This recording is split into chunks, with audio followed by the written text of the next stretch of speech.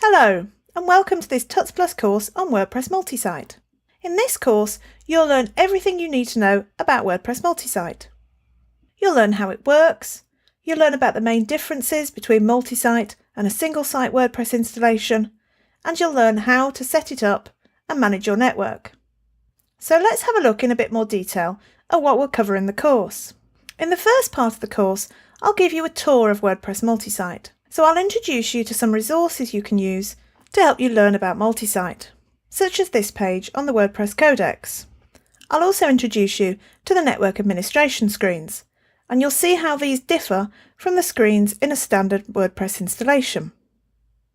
Then we'll have a look at some real-world examples of WordPress Multisite and how it's used to create huge networks of blogs, such as WordPress.com and EduBlogs, as well as other private networks which you may not be able to create your own blog on, that are very widely used, such as BBC America.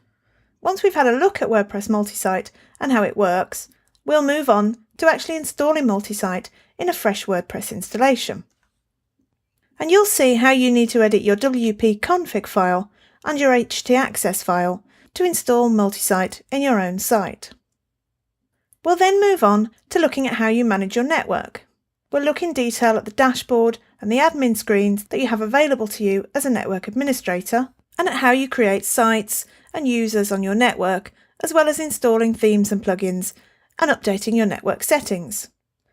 So the screens we'll look at will include this site screen, where you create new sites in your network, the users screen, where you can add, manage and delete users, and the themes and plugins screens, where you install themes and plugins in your network and either activate or enable them for the sites in your network to use. Once we've looked at network management in detail, we'll have a quick look at site administration, and we'll see how administering a site that's part of a multi-site network is slightly different from administering a normal WordPress site. So I'll show you what your site admins can and can't do. We'll then move on to learning how you can let users create their own site on your network, configuring settings to allow this, and giving people access to this sign-up screen where they create their own blog. Then finally, we'll cover domain mapping.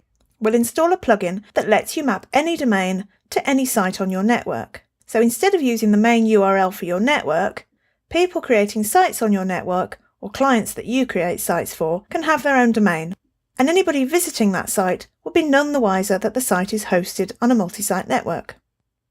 So that's what we're going to cover in this course. In the next part, I'm going to take you on a tour of WordPress Multisite, and you'll learn more about how it works and how it can be used.